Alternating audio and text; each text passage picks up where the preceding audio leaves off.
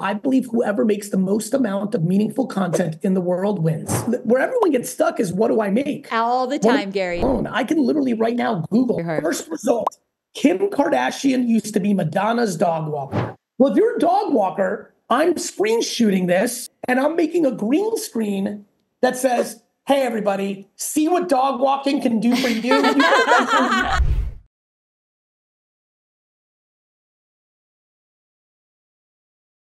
Welcome to the Jasmine Star Show, a place where we talk about life, business, mindset, and today we are talking about day trading attention.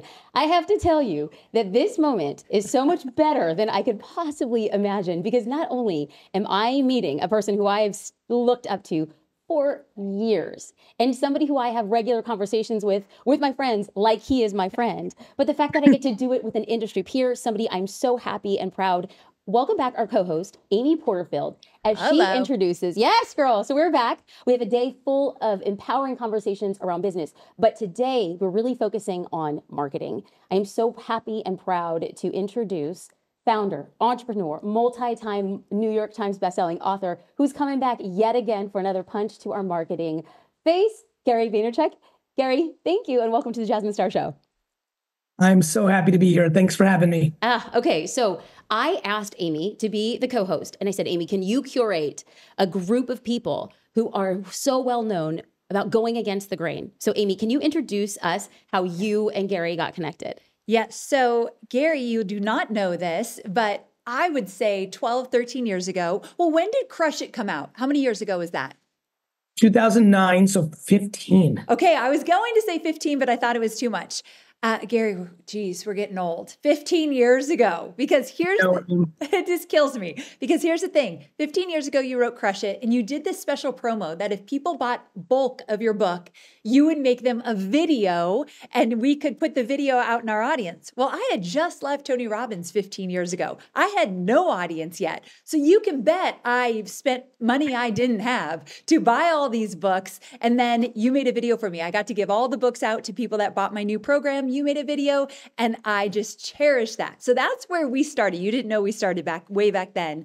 But of course, I've been a fan. I've read every single book, and I've loved everything you've done. But also the reason I wanted to have you on here is, as Jasmine said, she's a huge fan, but you don't know that she calls you Gare Bear.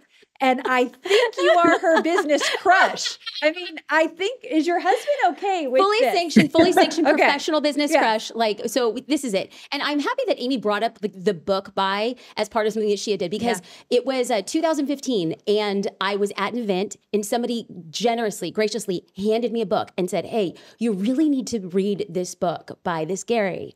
And so I get on the plane, I start flipping through the pages, and I will tell you that jab, jab, jab, right hook forever changed the trajectory of my life, my career. Here's why. And this is why I'm so passionate about day trading attention, because I can't wait to give this book to other people where I was in that journey. And as I was sitting on that plane, I'm flipping through the pages, and for the first time in my entire life, everything that I had said was ghetto. Everything I said was like short-sighted. Everything I was like, I don't have a lot of money, but I'm just doing what I can. Here I saw somebody who had built literally an empire doing the very things that I had done. So not only did somebody validate it, you made it beautiful, and you made it real, and you made it tactile. So then when I started reading Day Trading Attention, you had said the alternate title of the book was Jab, Jab, Jab, Left Hook.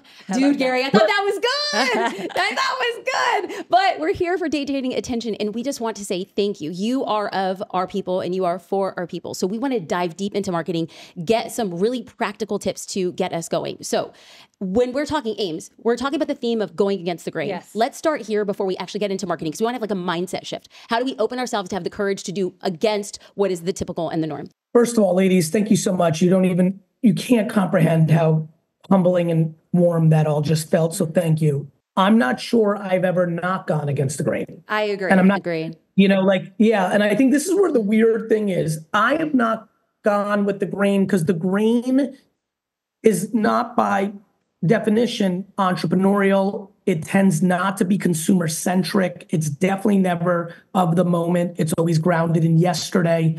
I was at a big marketing conference in Miami last week, and I said, this was for the Fortune 500 companies. So the BMWs, the Coca-Colas, right? The biggest brands in the world, the Nissans. And I said, the thing with big brand marketing that's crazy to me is you're romantic about yesterday. They're all still trying to do television commercials. You're infatuated with tomorrow. Okay, hold on. We got right? Hold on. It's holy cow, you would think I was a newbie. That was my phone ringing, and I've never had the ringer on. Gary, I am so sorry. Please do not edit that out. Please let me. Please. It's you, Gary. I was like, dude, turn your phone off. Oh my gosh. So anyway, the industry's infatuated with it, romantic about yesterday. They love to do television commercials and all this crazy stuff. They're obsessed with tomorrow. They're thinking about building stores in the metaverse and AI, and we suck at today. This is what I was saying to the industry. And I would say that everything, I mean, when my father told his liquor store contemporaries, other guys he grew up with in the liquor store game in New Jersey, that I was building a website for him, multiple guys that he grew up with asked him not to do it because I was going to put him out of business. When I started Wine Library TV in 2006, my father and my best friend Brandon and my cousin Bobby thought I'd lost my mind, and I'm not kidding. Like, genuinely. They thought it was weird. They weren't sure what I was doing. I don't know. Like, I'm, again, Amy, because we've known each other a long time. And actually, I think you can really put a pin in this. I think a lot of people back then with Crush It and all this other stuff, I was saying this stuff in 2008, right? Because the book came out in 2009. People thought I was crazy when I said that people were going to be able to make $100,000 a year talking about things they liked. I mean, I'll be honest with you, ladies. I don't ever think I am conformed to the norms. It's why I got D's and F's my whole life, right? Like, I knew school wasn't practical. It wasn't right for me. And I'm so obsessed with the end consumer that I think I'm with the consumer at scale in a way that most people aren't. Thus, it seems what I'm doing is crazy. Here's a big one. This one's going to land with you too. Remember when I started filming myself 24 hours a day? Yes. Yes. When I started doing Daily B and doing D-Rock and all that, a lot of people had a lot of things to say behind my back. Who does he think he is? This is so ridiculous. Charlatan, and now it's the norm. It's, for so many, it's the story of my life. Okay, so question for you then. A lot of people are listening and they do not have the kind of courage or confidence you have to go against the grain. So it's part of who you are. I think you came out of the womb going against the grain. But a lot of people listening, and Gary, our audience, they're making $100,000 in their business and they want to make $1 million. But they are so afraid to do something different, so they continue to do what everyone else is doing. What would you say to them? How do you give them that advice to go against the grain? Against the grain is actually the practical thing to do. What I say to them is, I know a lot of people that have gone from 100,000 to zero because they didn't want to stop doing Google AdWords or email marketing or pamphlets or courses, or what I would say to them is, if you don't put yourself out of business, someone else is going to do it for you. So, right? And just because I want to make sure everyone understood what I was saying there, when I say put yourself out of business, it means you need to try to do different things that might not work. You're not going to put yourself out of business, but what I mean by that is you need to innovate new things for you, because if you don't, someone else is going to do it, and then you're going to be out. And, look at search. We're literally living in the pre-dawn of AI. The meta AI, the chat GPT, do you know how many people run their entire business by Google AdWords? What if people stop going to Google to search? Right. That's like all the people that lived on yellow pages when I was doing websites. And I said, you're going to lose. You need to have a website, and search engines are coming. But now people make fun of all those people. Like when I would do talks and everyone, like the yellow pages people, they would all laugh. But now they've become the yellow pages people. They're one-dimensional Google search. So when you talk about, if I may, we share a mutual friend and peer. And when you talk about doing the things that are practical, that the thing that is going to keep us in business, that's going to keep us moving forward is doing the things that is unexpected. And yes, it does take a little courage, but oftentimes we look at that as like the nitty gritty work. And there was an observation that I read from Sahil Bloom, and I feel like if I could read it, it perfectly encapsulates what it is. You got to love the dirt. Gary has had an incredible longevity in his career as an entrepreneur and a creator. We were chatting about what one allows and continues to thrive in their business over long periods of time. And his reply is, you got to love the dirt.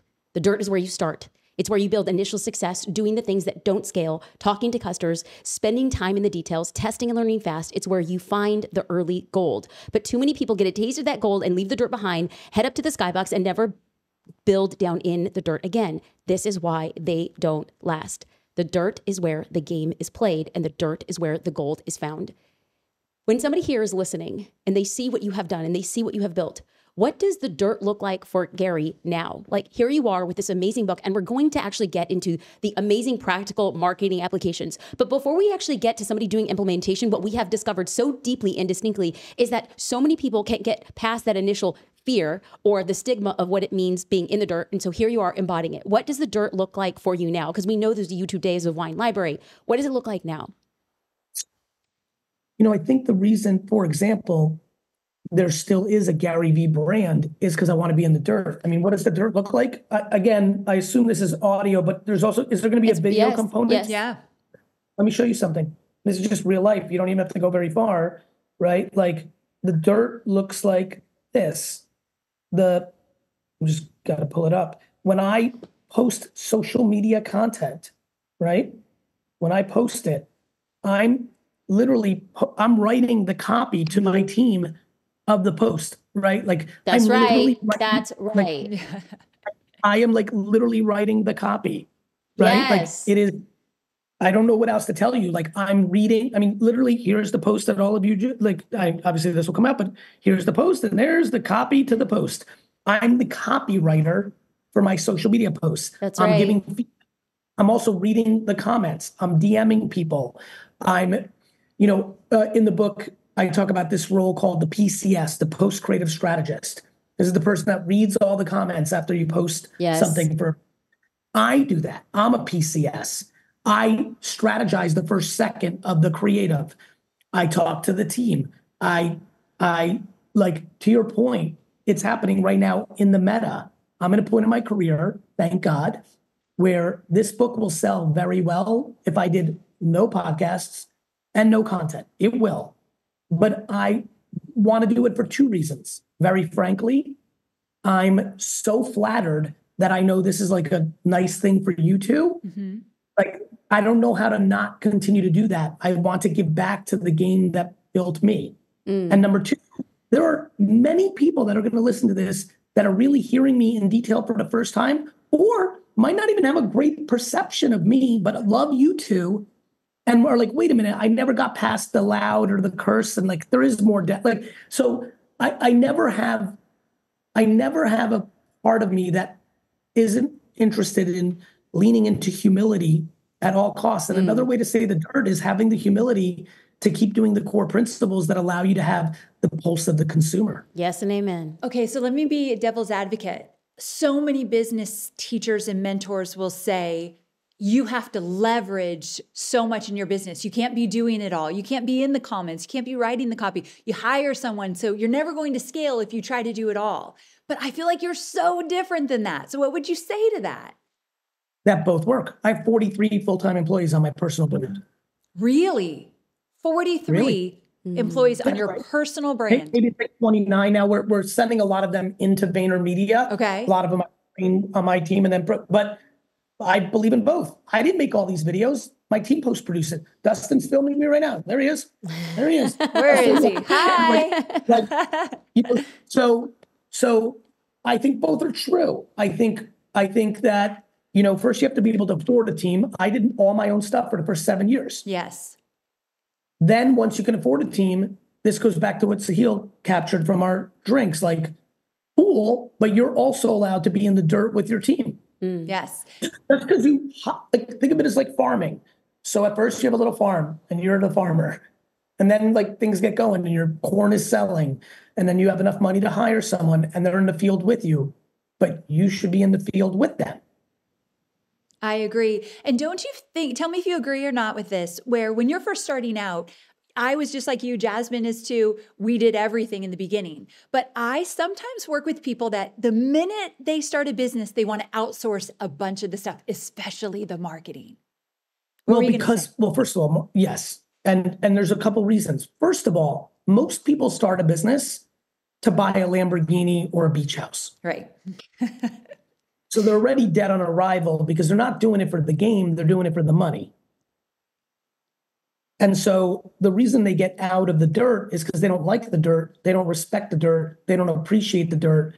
They're trying to get to the penthouse. And in fact, a lot of people try to not be in the dirt ever. They think somehow miraculously, like it's very funny out there. And that happens in everything. There's parents that are like that. They never really wanted to parent. There's coaches that think they're going to hire 2 assistant coaches and they're going to do everything. And they're going to walk around and say they're the coach of the baseball team. Like, all things come in all shapes and sizes. There's people that think they'll be in great shape without eating right and going to the gym. Like, okay, like knock yourself out. It's not going to work out. Like, so yeah, I mean, I think, and marketing, to your point, they want to outsource because a lot of people don't know how to do it. Marketing is hard. It's hard. Yeah. It is. It's hard. It's a dirty secret that people don't want to admit. Like, this shit's hard. This is what, I mean, did the 2 of you or just one of you get to skim the book or read the book? Where are you at with it?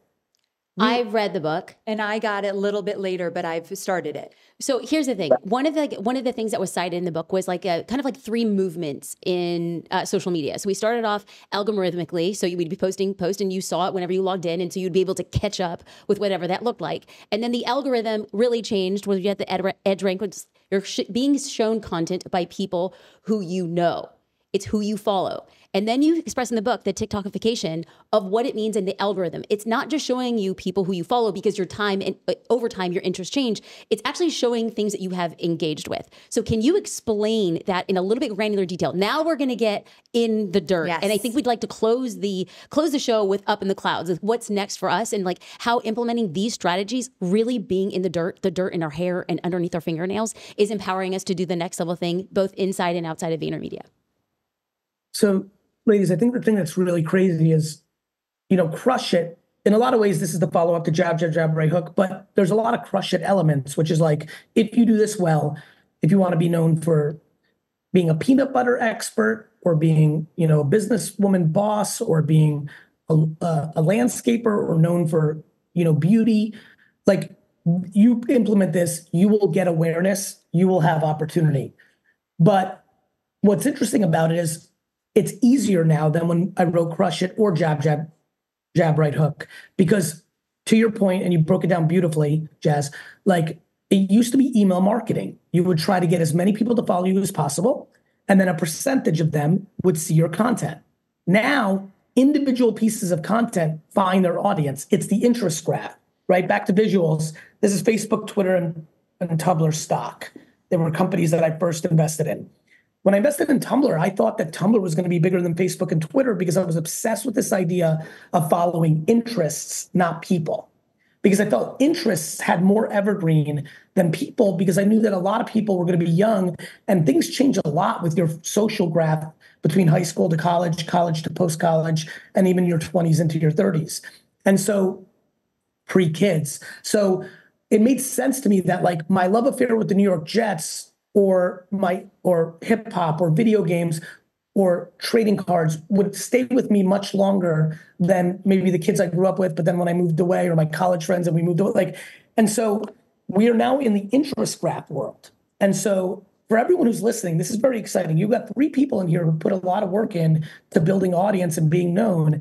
The fact that you at home, if you're good enough with your content, this is why I wrote the book with such detail of how to be good at the content, your speed in getting awareness is much faster. I had to build a slow building over time to become a big building. People can get it faster now because the algorithm, like if you're that person, you can go from 0 to 1 million followers way faster now because your content will be seen. And so we now live in the interest graph algorithmic TikTokification world, meaning TikTok started that trend, Musically, TikTok, and now every single platform from LinkedIn to YouTube Shorts to Facebook to Twitter to Instagram to Threads, like it's the content's reaching an audience that might like it, not who followed you. Yes, a percentage of who followed you, but it's a whole different game. You know, you start off the book with such a palpable story with Dogface. And the reason why it hit home for me, and I want to be very clear, if you're a business owner and you're looking for a manual, an SOP of digital marketing right now, this is it. At the end of the book, there are a litany of examples. You do not have an excuse after reading the book to know what to do or what to try. And I want to just like hone in on one key point. If there's one sentence out of this whole book that you could walk away with, is there's never been a greater time for you to get attention on social media, because you're no longer on the outskirts of getting people interested in you. All you need to do now which is insane, ladies, as you know, I'm sorry to interrupt, but which is insane, because you would think it's counterintuitive. Everyone listening right now would think that these three have really earned over the last decade or half decade this spot. How could I have done nothing? I don't even have an account. Oh my God. Wait, exactly. They could blow us out of the water. Exactly. Yes. Great point. That's insane. Insane. That's insane. When I think about what I believe in, I'm like, oh my God, this is like the greatest gift ever. And people are going to blow it because they're going to come up with excuses. Your point is taken. I wrote this book to suffocate every excuse. And yet people won't do it. And I know that because, look, the foundations of being in shape are out there with eating and exercising. We all know it. It's not like you don't know. It's not like I'm walking around being like, no, I think if I eat a ton of carbs and don't exercise, it's all going to be epic. Like, we know it, but can you do it?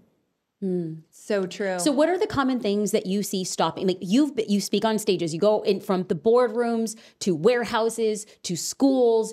Well, what is stopping this is people? how you two are going to like this. This is how I evolved into the Gary Vaynerchuk I am now.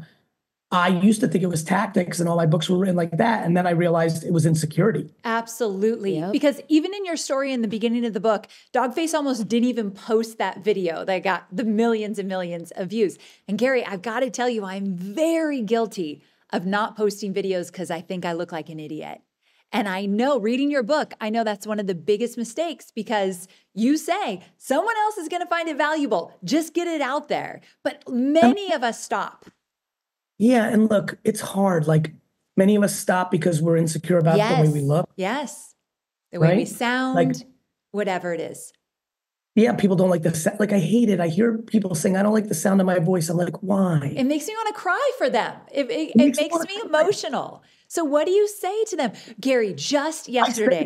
I say that I'm desperately scared of regret. Everyone's going to be 90, God willing, and you're going to be like, why didn't I? Yes. Yes. Just yesterday, I had a gentleman tell me on a live video, Amy, I want to post these videos. I'm making them like you say I need to make them. But I look at myself and I'm 60 years old and I look so old, and I look around and everyone's young on TikTok and I just can't do it. And you're saying, but it's that regret if you don't. That's correct. Because he's going to be 80, not 60, and he's going to think he looked phenomenal at 60. Yes. Amen. and number two, I live my life out of the great fear of regret, and I think everyone ends up there. Whatever you're scared of now, it's not going to be as scary as being 91 and realizing you never followed your true self. Yes. Okay, so I didn't think we were going to go here, but here we are. So when we talk about making scary decisions, I've talked openly on my podcast about how back in 2017, there was an opportunity for an event through VaynerMedia called 4Ds. And it was $10,000 at the time. I don't even know. It's probably a lot more now. But at the time, it was $10,000 to spend a day at VaynerMedia with the Vayner team. And then you would come in and you would do a 1-hour Q&A at the end of the day. And I got this invitation via email. And I don't even think there was a website. I don't even think there was like a sales page. And I thought it was the craziest idea. I asked my best friend, I asked my dad, I asked my husband, business partner. I'm like, I think this is a crazy idea. And I made the commitment and I went. It was phenomenal. I had the best time. I sat around a conference table with 19 other incredible entrepreneurs. And I walked away from that event asking a question, knowing that I would get an answer that would change my career. And it did. That year, based on a lot of conversations we had in the room, I had built out a team and then yet another 7-figure revenue stream in the business. So I look back at that event and I was like, wow, that was game changing. Well, a little bit ago, we talk about making another big decision. I got an invite to be a part of a program called Vive. See, it's so new, I don't even actually know how to pronounce it. Vive. And it was a considerable investment to join a 4-month program through the team with Vayner and having access and proximity to you. So I went through the application process. They told me how much it was going to be. And I was like, oh my God, this is crazy. Is this crazy? And then my husband looked across from me and he said, looking back now at who you were at 2017, having invested $10,000, you wouldn't even blink an eye to do that today. He's like, what if we were to build the next level of this business to look back at this investment and think it wasn't even a thing? Nothing. So when we think about making these big decisions and big investments, leveraging your personal brand, talking about what you're doing on the back of social media, I have consistently followed suit. I will continue to post. I will continue to show up. I will continue to still feel awkward, but not want to live with regret. And so then we get to this point where somebody says, okay, now it's time for me to bet on me. Is there a time in your life or career where you said, I'm going to bet on me? And then what came out from that opportunity?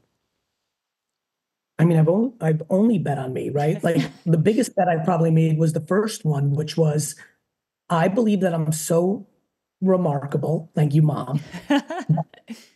I think I can actually spend the first 10 to 15 years of my career building a business for my parents and then leaving with nothing and starting over.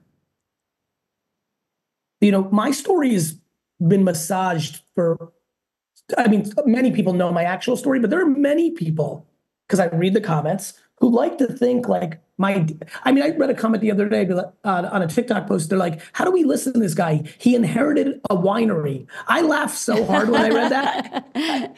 I was like, first of all, it's a liquor store in New Jersey. And second of all, who owns it now? I sure don't. Like, I think the biggest bet I ever made on me was actually that I wouldn't resent my parents. And that's probably the biggest bet I made. I knew that I loved them so much and I admired them so much and that I thought I was so capable. I mean, it's pretty insane in hindsight. At the time, it seemed really logical to me.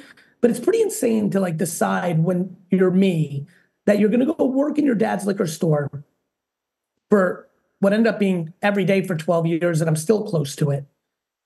Every day, 6 or 7 days a week, 10 or 15 hours a day, give up your entire 20s of enjoyment and joy, and never get paid $100,000 a year while you build them a massive business and then leave and start VaynerMedia. And I had so little money, I had to start it in Buddy Media's conference room because I didn't have money to pay for rent. That's crazy. Think about what I did. I bet on myself emotionally. I thought I would be emotionally strong enough to not be upset that I did that. And I ended up being very right. Absolutely. Gary, I was thinking when you were saying that, I'm sure you've been asked this question a bunch of times, but I've got to ask it. Let's pretend that today you are starting from scratch. Let's pretend that you do not know all you know about social media. Like you know every which way compared to most people, but you're the average person just starting out.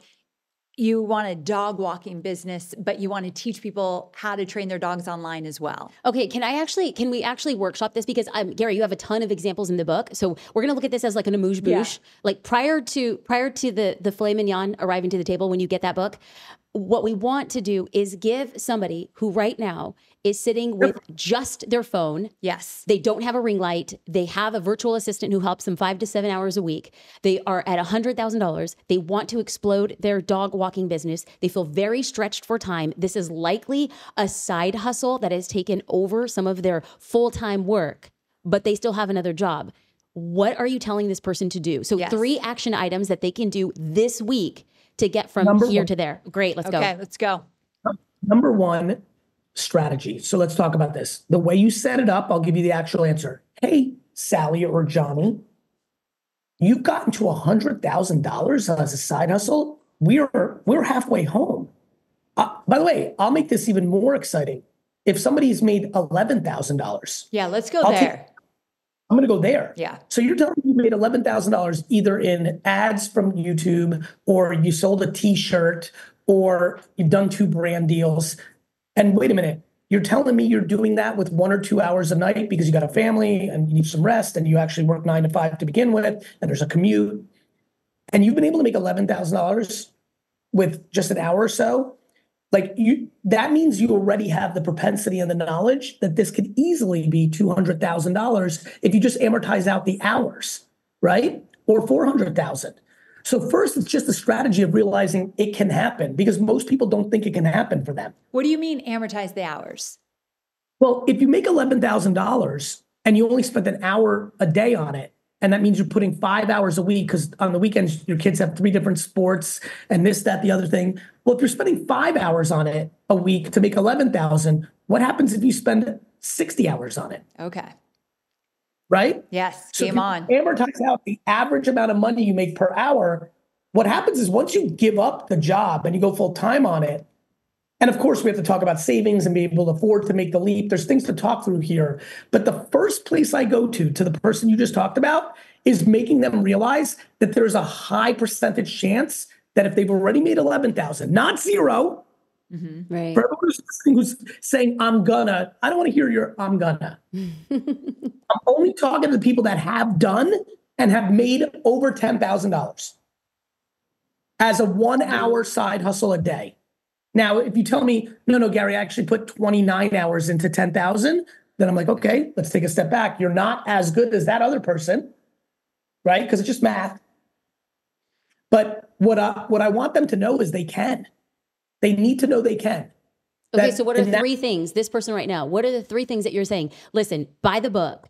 After the book, here are the 3 things I need you to do or try this week. Look, real talk. And you know this, ladies, if they buy the book, all the answers to my question are in the book. And I don't mean that as a book plug. Like, go to Pirate Bay and steal it. I don't give a shit. No, buy the book. It is very actionable. It is very actionable.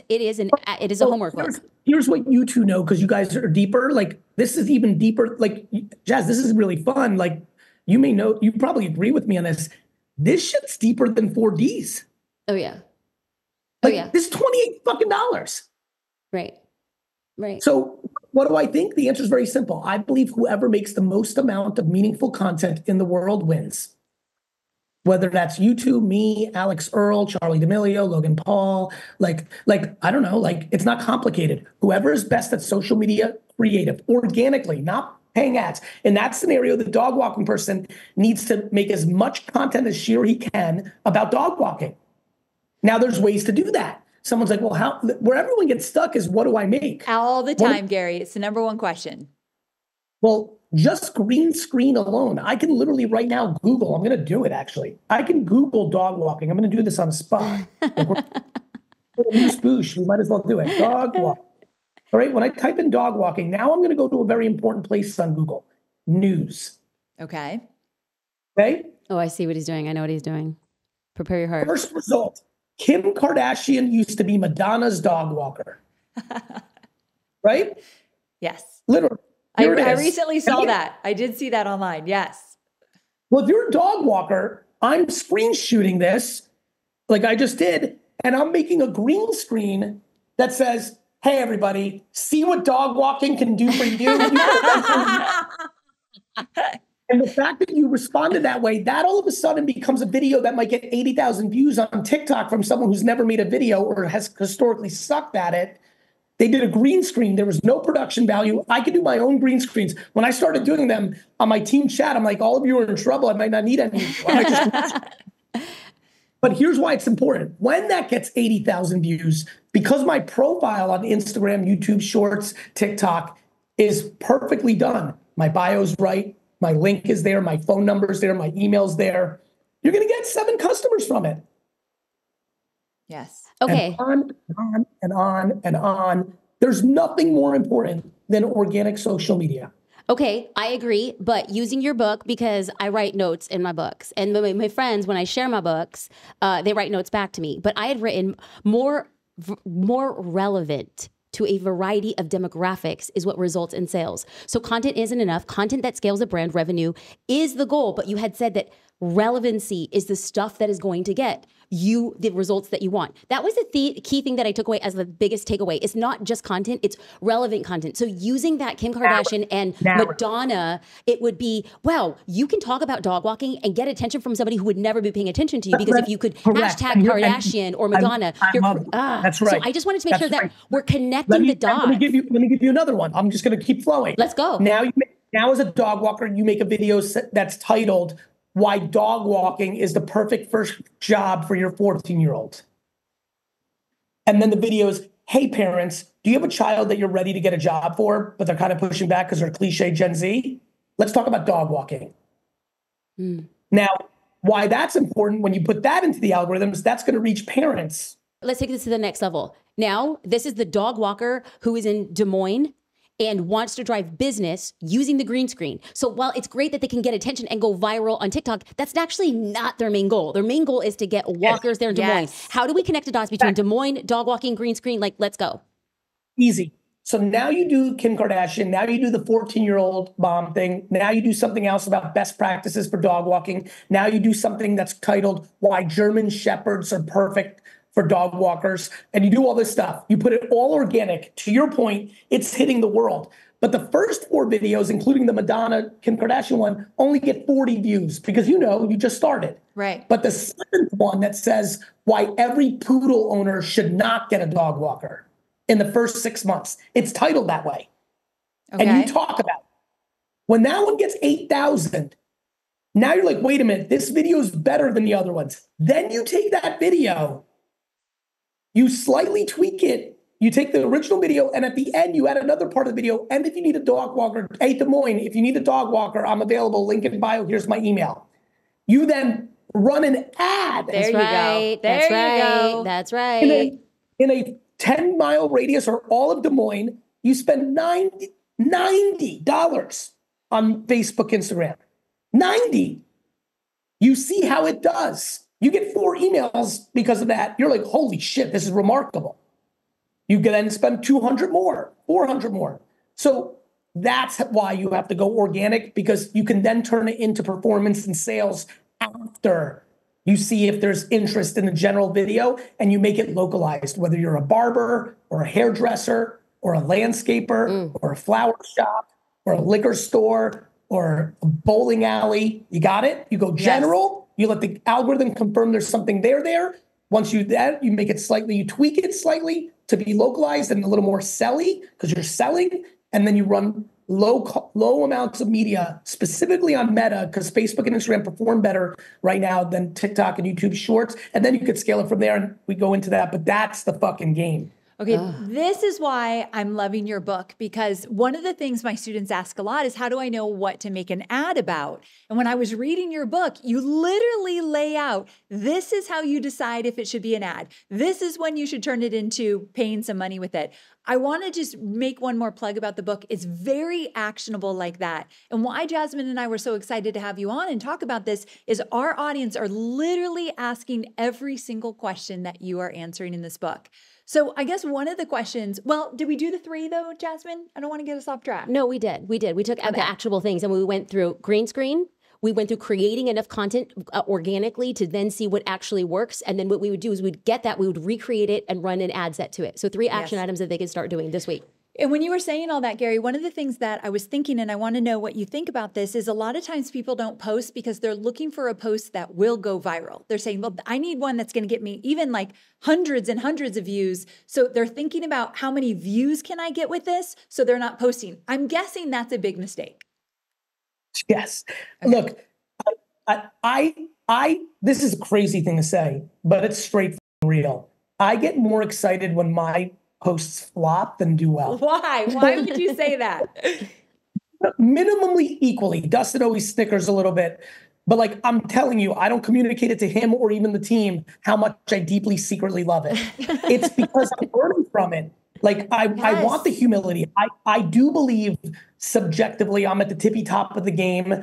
And it feels incredibly validating to me knowing how hard this is and why we all have to continue to work on it. It's why I called it day trading attention. You've got to do this daily. It's a fucking hard game. It's like, if you're a day trader of stocks, you've got to be hands on keyboard all day long to find those micro arbitrage moments. Same with this. Why do I like it? Because my self-esteem is not wrapped up in how many views I get on a video. Yes. That's why. Ooh. My self-esteem is not wrapped up in how many views I have in a video. Amen. So on that note, as we close this, we started off the conversation with the mindset shifts that we're going to have to take as entrepreneurs to show up as our full selves and do things that other people are not willing to do and have the humility to be in the dirt and then build. And then we talked about taking risks and betting on yourself. And that comes very naturally to you. And we also talked about going against the grain, which comes very naturally to you. And part of that is anchored with where we just ended the conversation, which is having the ability to see oneself and not judge oneself. In addition to that, cherry on top of the cake, we had 3 action items that people can start doing this week to have a profound impact on their business. And we talk about being at the tippity top, and we talk about the things that you're doing. I have to say, if you don't mind, back in 2018, I have been following your stuff. I've been investing your stuff, and I had bought a series of K-Swiss. And part of buying this bulk of shoes from K-Swiss was that I had an opportunity to ask you a question on Instagram Live. So this is from a Slack message to my team in 2008. As some of you saw, I was slated to go live with Gary yesterday on Instagram, and it felt like Christmas Eve. I was more than ready. I even hired a videographer to show up and record it. For 10 minutes, I tried unsuccessfully to join his live, and he didn't see me at all. When he ended the call, I was shocked.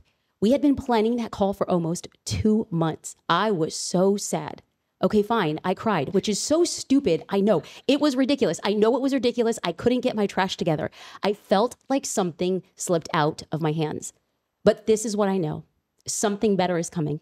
I believe it. Yesterday wasn't meant to be. And I trust that something better is on the horizon to serve a bigger purpose. And here we are. Dude, from a failed IG live to right now. It's like we started from the bottom and now we're here. Gary, thank you. Thank you, my friend. You are incredible. This book is incredible. Amy and I cannot say enough good things. And I have you to know, Gary, Amy gets pitched a boatload. I get pitched a ton to talk about books. And the vast majority is no. But this book, Amy has already bought it for her team. I am highlighting it and telling it to my team. And I was like, y'all, we got the early issue. Thank you. What made, it's funny. The reason I'm jumping in is I'm so convinced that this is the book out of every book I've written, because I think the tipping point of everyone realizing social media marketing is now the absolute #1 most important thing. Yes. It's actually the book that I think is going to most likely have the single buy, literally I'll just use a cliche example. A flower store owner is going to buy it because they're a fan of you too. They're listening now. And when they read it, they're like, oh shit. And they're going to buy 6 copies for everyone that works at the flower shop, even the guy in the back that just cuts, because they're going to realize, okay, this is something so it's interesting. The reason I'm asking, because I'm curious, Aim, back to that point, because you actually just did the thing that I know. And I know that there's been other books I've written that you've bought, Aim, that you did not buy for everyone on the team, which gets me to the point. What do you think made you want to buy it for everybody on the team? Okay, 2 things. And I literally texted Jasmine last night, oh my gosh, this book. And so it was 2 things. Number 1, I am all about action. I want people just to get into action and do the thing. And so there's no excuse. When you have this book, you tell them exactly what to do and how to do it. There is no question. I feel like it's the guidebook for exactly what's happening in modern marketing today. So that was number 1. And number 2, you said it in the book. You cannot ignore this. You cannot run a successful business without this. So let's go. The time is now. No more excuses. I loved every minute of it. It's interesting. This is not a joke. You guys might laugh. I literally was weirdly bored at moments of reading the book for the audio version. Because it's so detailed, it started making me feel like I was in school. And that's what we love. It is, though. It honest to God, is a textbook. So it's like nobody has excuses anymore, because I think in Jab, Jab, Jab, Right Hook, we talked about it in theory, and you gave examples and you profiled businesses. But not like this. It's literally screen grabs of content. There's screens, there's charts and shit in this book. And lots of examples. You bring it to life. Lots of examples. We're obsessed. And we are so excited. But did you like this part where there's the QR codes? I'm pumped about this part where I talk about it, but you can actually pull it up on your phone. Okay, hold on. So for those of you who are not watching the video and you're just listening to the audio, as you go through the book, this is so freaking smart is he's highlighting an example of a piece of content, but it's just a screen grab because it's like paper. And so QR code, you can scan the QR code and then it'll pop you up to that piece of content. And I just have to say, as a sidebar, any creator who Gary is featuring, shout out. Like, y'all getting like one of the greatest marketing books to go down in this decade. And you're getting this shout out. Let's go. Gary, you should get see exactly. There's charts, y'all. Like Gary got D's in school and yet created a textbook. How's that for full circle moment? Right there. There it is. There it is. I literally wanted you to hear this. Like, it really was the weirdest thing I could, like, I'm always focused on my wife works on why I talk so much about passion and doing what you like. When I like something, I'm like so laser focused. Like, I know like there's a piece of dust going by. When I don't like something, I glaze over it. Like I have to have like real family members be my lawyers because I'm not reading a contract. I mean, I glaze over it after the first sentence starts. This was so school in certain parts of the book because I was dying to write the book that got the reaction that you two are giving me from people that look like you two. Meaning, I can write a social media 101 book in an hour every day of my life until I die. I wanted to write the 301 course, the one you take junior year of college, where you're like, the reason you said earlier we get pitched so many books, the reason you don't get excited is you're like, I knew this shit 5 years ago. That is so true. It felt elevated, but still very doable. That you hit it on the head right there. Because it is. But I think what was really fun for me when I wrote it, some of the people on my team, so VaynerMedia has completely exploded. VaynerX, Sasha Group, all of it has exploded in the last 3 years. And I mean exploded. Like, I'll share, like, we went from $100 million revenue business to $350 million. That's a lot of growth in a very short period of time. Yes. But it's because we figured this out 4 years ago. Like I really hit another gear. Ironically, at the expense a little bit of my own personal content. I'm so busy building the machine and I'm so in the office all the time and now out and about, I'm not giving my team the daily vlog content to make. Like, it's really funny, though. I think we're starting to like, the reason I'm even saying it is because I think we're about to really crush too. But what's crazy about this book is there's multiple people in my company that are upset about this book. This is real talk because they feel like every advertising agency is going to read it. And like, I gave away our secrets. That's when you know you hit gold. And I told them, I said, it doesn't matter. People aren't going to do it. Ooh. That's right. Did you just say people are not going to do it? Yes, Aim. That makes me sad. But it's true. Me too. But it's true. Like it's what I definitely did what I always do. I simplify shit. I did it in wine. I do it in marketing. I do it in life. I'm good at that. It's all there, as you know. I wrote it in a manner that would work for a lot of people that don't love my content because I'm very macro. I went very micro. This is like, there are people that are very different than me that are straight A students that this is going to be their favorite Gary Vee book. I already know it. Yeah. But I still know that people aren't going to do it because it's hard. It is. But it's easy. It's the same shit. It's everything in life. Going to the gym every day is hard if it doesn't come natural to you. But as someone who didn't do it for the first 38 years of his life, but has done it for the last 10 years of his life, but then there's a tipping point and then it becomes easy. It's still kind of hard because it doesn't come natural, but you can understand how to do it. I used to tell people 10 years ago that I didn't go to the gym because I was too busy.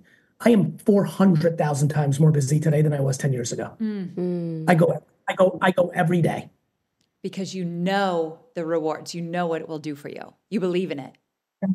And that's why I'm so obsessed with this one. Yeah. Like I know, just like Crush It and Jab, Jab, Jab. Jazz, thank you so much for saying it. I get it every day. Every day of my life, I get an email or DM, multiple, by the way, of someone telling me that Crush It and or Jab, Jab, Jab, Right Hook, and occasionally Crushing It changed their life. Every day. I think this book is going to do 10 times, 20 times that by itself because I know I pushed myself further than I've gone with the others. And it shows. And that's why I think you two reacted this way. And I wrote it for you, meaning I wrote it for people that really know me or really know somebody else that really knows it, like they themselves know it, they're actually winning, but they don't realize how much they're leaving on the table. Yes. Because if I wrote it that way, it's definitely going to work for everybody who's listening who's never done it. I love that. I love that. Gary, we want to say thank you for your time. We want to say thank you for inspiring us. And thank you for reminding us that it is simple. It is not easy. For you saying it is hard, it's like, fine. So we accept the hard and we drink from that cup. Yes. And so for those of you, I apologize for interrupting, but it's also fun. It is. If you let it. This is why I want people to do it around dog walking or pizza making or building jungle gyms or Legos or reading bedtime stories. Do the thing around things you like. Don't chase trends. Don't chase crypto or cannabis or real estate because you think that's where the money is.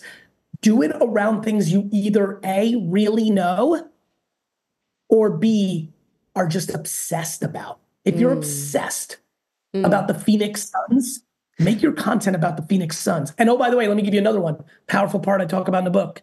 And it can be I make content about the Jets and garage sailing and VFriends and business and marketing and wine. Too many of you listening think, I need a niche. Your niche is you. Yes. I love that. And Gary, I think I can speak on behalf of Amy and myself. Thank you for seeing us as a niche, as individuals, as entrepreneurs. Thank you for taking time out of your schedule to talk about a book we love and will be giving away to people we love. For people who wanted to connect with you and give you a shout out, you're Gary V on all social platforms. Anywhere else besides going to your local book retailer and buying Day Trading Attention? Anywhere else you want to send people? Nah, I think back to, first of all, thank you. Okay, in the history of all podcasts I've ever done, no one has ever said, nah. Like, they're like, yes, in this place. You're like, nope, book. I'll hit me up on social. Yes. So good. Honestly, it's weird. I really didn't want to do any marketing for this book because I think this is the first one since Crush It that it's going to do the work by itself. It will. I really believe it. We're very glad that you decided to do this because this was a delight to us. So thank you so very much, Gary. Thank you. Thank you for watching and listening. The Jasmine Star Show. Amy Porterfield and I are so happy and honored that you're here. Thank you for giving us the time to ourselves and Gary. And be sure to buy Day Trading Attention wherever your favorite bookseller is. Thanks again.